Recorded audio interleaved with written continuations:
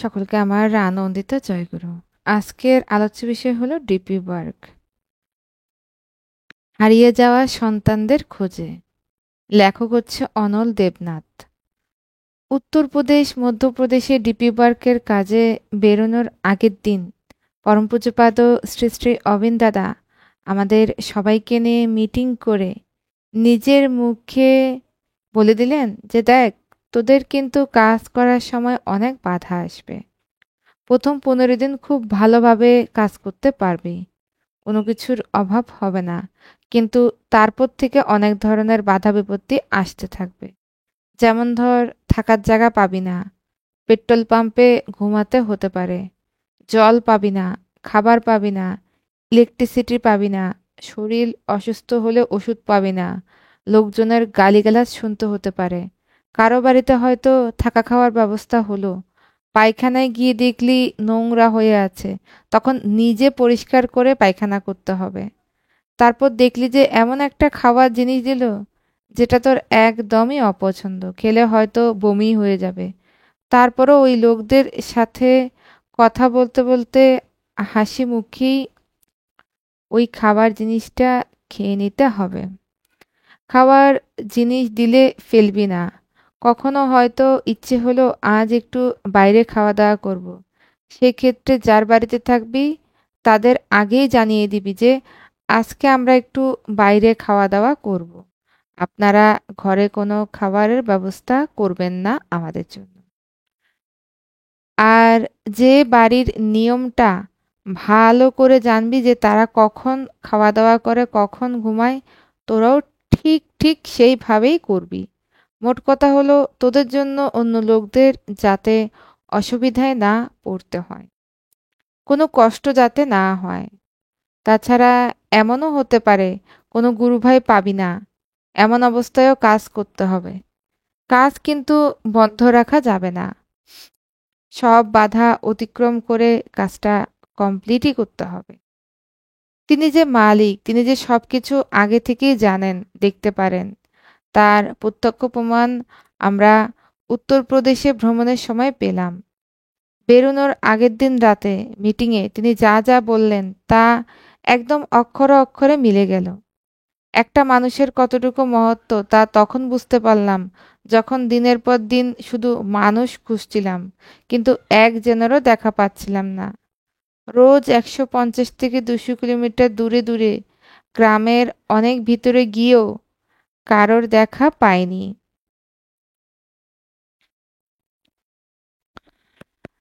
এমন হতো কারোর খুঁজে গ্রামে গিয়ে জিজ্ঞেস করলেই হয়তো ওই লোকটাকে চিনতে পারতো। তখন এই ভেবে আমরা খুশি যে যাক, লোকটাকে হয়তো পাবো, যেহেতু তার গ্রামের অন্যরা তাকে চিনতে পেরেছে। কিন্তু যখনই খোঁজ করে তার ঘরে যেতাম, তখন এমন হতো যে হয়তো লোকটা অনেক বছর আগে দীক্ষা নিয়েছে, কিন্তু এখন কর্মসূত্রে অন্য রাজ্যে বা বহির্ভারতে থাকে। আবার এমনও হতো যে হয়তো দীক্ষা নিয়েছে অনেক বছর আগে, কিন্তু এখন আর লোকটা বেঁচেই নেই। এমনটাও হতো যে ঠাকুরের ছবি দেখানোর পরও বলতো, না দাদা, আম তো কাভি দেখি হি নেহি। আবার এমনও হতো যে খারাপ ব্যবহার করে তাড়িয়ে দিত, থাকার জায়গাও ছিল না, রাস্তা দেখানোর জন্য কেউ ছিল না, এমন একজন কোনো গুরুভাইও ছিল না যাকে পেলে মনে একটু উৎসাহ পেতাম। তখন গুগল ম্যাপটা জীবনের অতি প্রয়োজনীয় একটা জিনিস হয়ে ওঠে, যার উপর ভরসা করে প্রতিদিন সকাল 10টা থেকে 11টায় বেরিয়ে পড়তাম পরমপিতার সে হারিয়ে যাওয়া সন্তানদের খোঁজে। আবার বিকেল 5টা থেকে 6টার মধ্যেই ফিরে আসতাম। সারাদিন চিপস বিস্কুট চানাচুর খেয়ে থাকতাম, আর রাতের বেলা কোনো রেস্তোরাঁয় গিয়ে রুটি সবজি খেয়ে ঘুমিয়ে পড়তাম। এমনভাবে ভাতের দেখা পাইনি বহুদিন, তাই আমাদের ডেইলি রুটিনের মতো হয়ে গিয়েছিল। মনটা খুব বিষণ্ণ হয়ে পড়েছিল। এমনভাবেই উত্তরপ্রদেশের মেইনপুরী জেলায় 3 থেকে 4 দিন ঘুরছিলাম, কারোর কোনো দেখাই পাচ্ছিলাম না। পরবর্তী জেলায় যাওয়ার সময় হয়ে গেছে, কিন্তু একজনকেও খুঁজে বের করতে পারলাম না। ধীরে ধীরে মনটা আরো খারাপ হয়ে উঠল। পঞ্চম দিন সারাদিন ঘুরেও যখন কোনো লাভ হচ্ছিল না, তখন আমাদের সাথেরই ডিপি ওয়ার্কসের অন্য একটি দলের সাথে দেখা হয়। বহুদিন পর তাদের দেখতে পেয়ে একটু গল্প করতে করতে খাওয়া দাওয়া করার জন্য যাই। সেই জায়গা থেকে আগ্রার তাজমহল মাত্র ৩০ কিলোমিটার দূরে। তো খাওয়া দাওয়া করতে করতে আমরা ভাবলাম এই সুবর্ণ সুযোগ হাতছাড়া করে লাভ নেই। জীবনে আর এমন সুযোগ নাও আসতে পারে। এমনিতেই তো ৩ থেকে ৪ দিন ধরে ঘোরার পরও কাউকে খুঁজে পাইনি। আজকেও খুঁজছিলাম সারাদিন ধরে, এখনো কাউকেই খুঁজে পেলাম না। সবারই মনের বিষণ্ণতা কাটিয়ে নিজেদের একটু চাঙ্গা করতে তাজমহল ঘুরে চলে আসব। যাই হোক, খাওয়ার পর খোঁজ নেওয়া হলো যে তাজমহলের গেট খোলা থাকবে কিনা। তখন স্থানীয় বাসিন্দারা বলল, দাদা, আপনারা তো অনেক দেরি করে ফেলেছেন, এখন তো ৫টা প্রায় বাজে, রাস্তায় যা জ্যাম থাকে, ৩০ কিলোমিটার যেতে ৬টা ৩০-এর মতো বেজে যেতে পারে, তখন গেটও বন্ধ হয়ে যাবে, আপনারা কিছুই দেখতে পাবেন না। আমরাও ভাবলাম ঠিকই তো বলেছে, মনটা আবার আমাদের খারাপ হয়ে গেল। কি আর করা যাবে। আবার ভাবলাম আজকে যে জায়গাগুলো ঘোরার কথা ছিল সবকটাই হয়ে গেছে, শুধু একটা জায়গায় যাওয়া বাকি। যেহেতু তাজমহল যাওয়া হলো না এত কাছে গিয়েও, তো এই জায়গাটা না খুঁজে ছেড়ে যাওয়াটাও ঠিক হবে না। তো ওই জায়গার যে গুরু ভাইটির নাম দেখাচ্ছে, ফেরার পথে ওই লোকটাকে খুঁজে আমরা ঘরে চলে যাব। আজকের দিনটাও ব্যর্থ গেল। এই ভেবে যাচ্ছিলাম এই গুরু ভাইটির খোঁজ করতে। জায়গাটি ছিল উত্তরপ্রদেশের মেইনপুরী জেলার বারনাইল গ্রাম। বারনাইল পৌঁছে গাড়ি থেকে আমরা দুজন নেমে 2টা দোকানে জিজ্ঞেস করতেই দোকানদার বলে উঠল, আরে ধ্রুব চতুর্वेदी, ये तो हमारी रिश्तेदार है, अभी थोड़ा आगे जाएंगे तो एक बाजार मिलेगा, उस बाजार में 50-60 को दुकान उसकी ही है, वहाँ जाके किसी को भी पूछेंगे तो बता देंगे आपको। তারপর আমরা গাড়ি নিয়ে বাজারের দিকে গিয়ে বাজার পেরিয়ে চলেই যাচ্ছিলাম প্রায়। মনের অবস্থা এতটাই খারাপ ছিল, তারপরও ভাবছিলাম আহ, ধ্রুবকে পাবো কি পাবো না। গাড়ি দাঁড় করিয়ে জল কিনতে গিয়ে আবার একটা দোকানে জিজ্ঞেস করলাম, দাদা, ধ্রুব চতুর্वेदी इस नाम से किसी को पहचानते है क्या? ওই দোকানদার বলল, আরে দাদা, आप लोग तो थोड़ा पीछे सर के आएंगे, पीछे जाइए, एक मिठाई का दुकान पड़ेगा, उससे पूछ लेना। ওনার কথা মতো আমরা শেষ চেষ্টা করতে ওই মিষ্টির দোকানে গিয়ে জিজ্ঞেস করলাম। লোকটা বলল, আরে দাদা, ये दुकान तो उसी का ही है। দোকানের সাথের বাড়ির গেটটা দেখিয়ে দিয়ে কল করলেন গুরুভাই দাদাটিকে। কল করার সাথে সাথেই বেরিয়ে এলেন গুরুভাই ধ্রুব চতুর্বেদী দাদা আর উনার ভাই। আমাদের দেখতে পেয়ে উনার চোখে মুখে এক অনাবিল আনন্দ ফুটে উঠল। সাথে সাথেই আমাদের মন ও হতাশা কাটিয়ে আনন্দে ভরে উঠল। আজ 4 দিন ধরে একই জেলায় ঘোরার পরেও অন্য জেলায় যাত্রা করার একদম শেষ প্রান্তে এসে ঠাকুরের দয়ায় তার হারিয়ে যাওয়া এক সন্তানের সাথে দেখা হলো। আমরা কিছু বলার আগেই ধ্রুবদা বললেন, मेरे पास जब कॉल आया, बोल रहा था कि देवघर झारखंड से 4 लोग मिलने आए हैं। तभी मुझे पता नहीं ऐसा क्यों लग रहा था कि जरूर ठाकुर जी ने मुझसे मिल के लिए किसी को भेजा है, नहीं तो वह मेरा एक दोस्त है, वही आया होगा, पर वो आते तो मुझे कॉल जरूर करोगे, क्योंकि उसके पास मेरा নাম্বার है। তারপর উনার ঘরে আমাদের নিয়ে গেলেন। কিছুক্ষণ কথা বলার পর সন্ধ্যা ঘনিয়ে এলে উনি বলতে থাকেন, দাদা, আপনার এত দূরে আপনারা এত দূরে এখনো কেন যাবেন? আমার ঘরে জায়গার অভাব নেই। আপনারা থেকে গেলে আমার খুব ভালো লাগবে। এতদিন পর আপনাদের পেয়েছি, যারা নাকি এত দূর আসাম, ত্রিপুরা থেকে আমার খোঁজ নিয়ে এসেছেন। আপনারা অন্য কোথাও কেন থাকবেন? আমরাও খুব খুশি হয়ে উনাকে কথা দেই যে আপনার মতো গুরুভাইকে কি আমরা না করতে পারি? ৪ দিন ধরে কাউকেই খুঁজে পাইনি। এই ডিস্ট্রিক্ট ছেড়ে যাওয়ার পথে আপনার মতো একজনকেই পেয়েছি। উনাকে বললাম যে আমাদের জিনিসপত্রগুলো রয়ে গেছে। তাই আজকে চলে যাচ্ছি। আগামীকাল এসে আপনার বাড়িতে এক রাত্রি থেকে পরের দিন পরবর্তী জেলায় যাব। লোকটা অত্যন্ত খুশি হয়ে বলল, আপনারা কোনো চিন্তা করবেন না। আমি সব ব্যবস্থা করে রাখব। আপনাদের কোনো অসুবিধা হবে না। সেই দিন সন্ধ্যায় আমরা বাড়ি চলে আসি। পরের দিন বিকালে জিনিসপত্র নিয়ে হাজির হই উনার ঘরে। উনি উনার ঘরে আমাদের জায়গা দিলেন। লাগেজগুলো রেখে ফ্রেশ হয়ে উনার সাথে কথা বলা শুরু করলাম। উনি বলা শুরু করলেন, দাদা, আমি কোনোদিন ভাবতেও পারিনি ঠাকুর যে আমার খোঁজ নেওয়ার জন্য এত দূর থেকে আপনাদের পাঠাবেন। আজকাল কে কার খোঁজ নেয়? আর আপনারা আসাম, ত্রিপুরা থেকে এত দূর চলে এসেছেন শুধু একটা মানুষের খোঁজ নেওয়ার জন্য? কে জানতো আমি এখানে থাকি? এত ভিতরে একটা গ্রাম, আমি এত বছর ধরে ঠাকুরকে ধরেও দূরে সরে থেকেছি, কিন্তু ঠাকুর আমাকে ভুলেননি। সত্যি এই কথাগুলো উনি নিজেই বলছিলেন। বারবার বলছিলেন, मैं अभी भी বিশ্বাস नहीं कर पा रहा हूँ। এই কথা বলতে বলতে উনার চোখগুলো জলে ভরে উঠল। আবার বলছিলেন, मैं थोड़ा इमोशनल हो गया था। তারপর বললেন, আমি আসলে চণ্ডীগড়ে থাকি। আমার বউ বাচ্চা ওখানেই থাকে। আর আমি এই গ্রামে, এই ঘরে আমার মা বাবা থাকেন।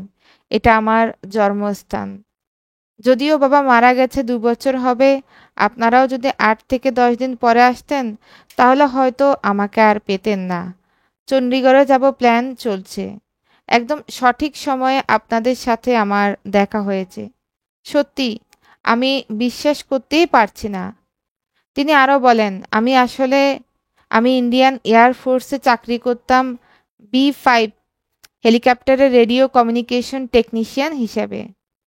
চাকরি সূত্রে আমি চণ্ডীগড় থাকাকালীন এক ঋত্বিক দাদার মাধ্যমে আমার দীক্ষা হয়।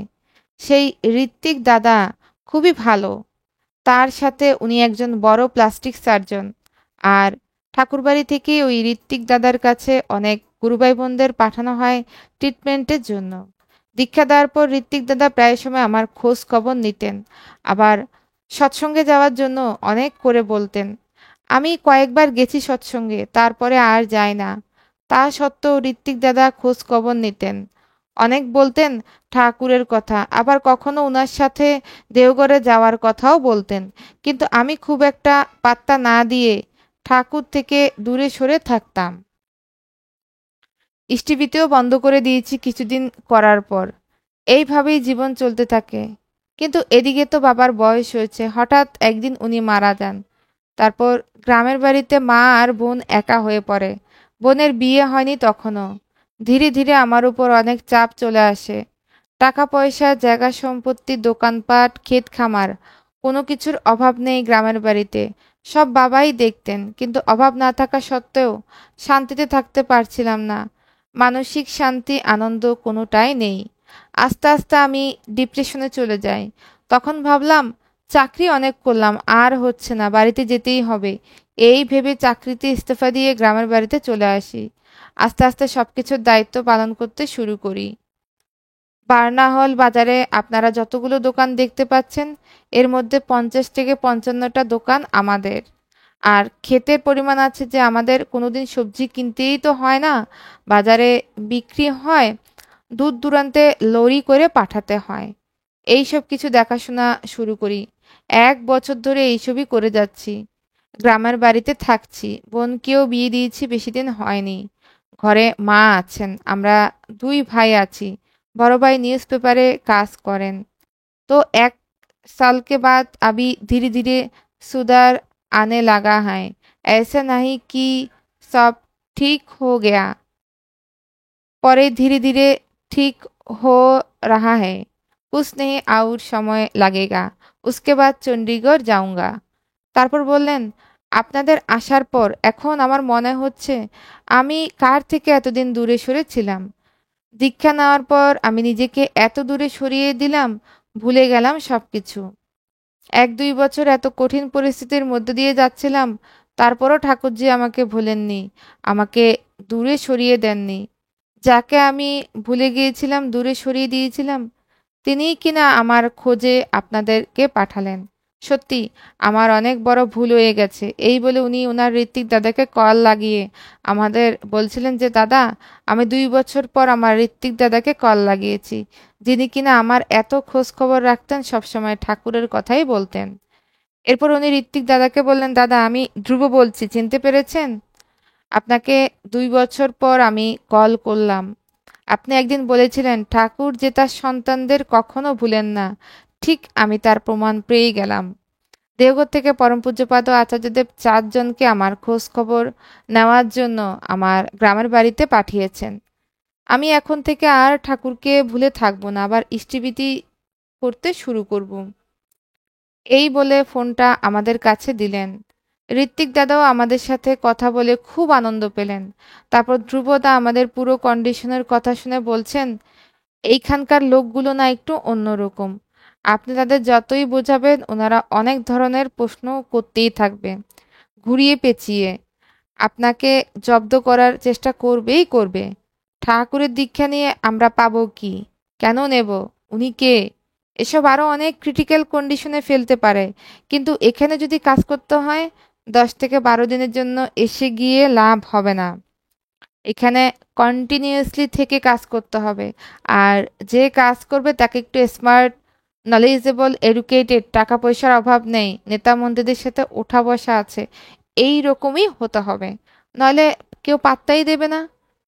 বললে এইসব ভণ্ড ধান্দাবাজরা সবসময় রাস্তায় রাস্তায় ঘুরে বেড়োয়, এইসব বলে তাড়িয়ে দেবে। এমন ধরনের কোনো গুরু ভাই যদি এখানে থেকে কাজ করে, তাহলে আমিও উনার সাথে কাজ করতে রাজি আছি। আর একবার যদি এখানকার লোকদের মাথায় ঠাকুর ধরার মেইন কনসেপ্টটা ক্লিয়ার হয়ে যায়, ওরা তখন অনেক কাজ করবে, যা কল্পনাও করা যাবে না। মানুষগুলো খুবই হেল্পফুলও বটে। আর এই কথাটা আমি খুব অনুভব করেছি যে যখন আমরা প্রতিদিন 300 থেকে 350 কিলোমিটার দিক বিদিক জ্ঞান শূন্য হয়ে হারিয়ে যাওয়া একটা মানুষকে খুঁজতাম, তখন অদীক্ষিত মানুষরা আর গুগল ম্যাপটাই আমাদের সবচেয়ে বেশি সাহায্য করেছে। ওরা নিজেরা ঠিকানা না জানলেও অন্যদের ফোন করে ঠিকানা জেনে নিত। তাছাড়া এই মানুষটা ওই গ্রামে থাকে কি না সেটাও জেনে আমাদের একদম সঠিক কথাটা বলতো। একবারের জন্য মানুষকে ঠকানোর ধান্দা তাদের মাথায় আসেনি।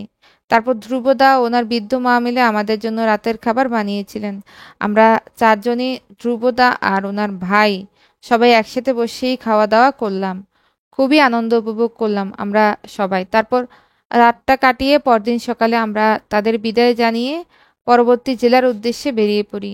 এভাবেই নানা বিঘ্ন সংকুল পরিস্থিতিতে আমাদের পরমপিতার হারিয়ে যাওয়া সন্তানদের খোঁজের জন্য ভ্রমণ সার্থক হয়ে ওঠে।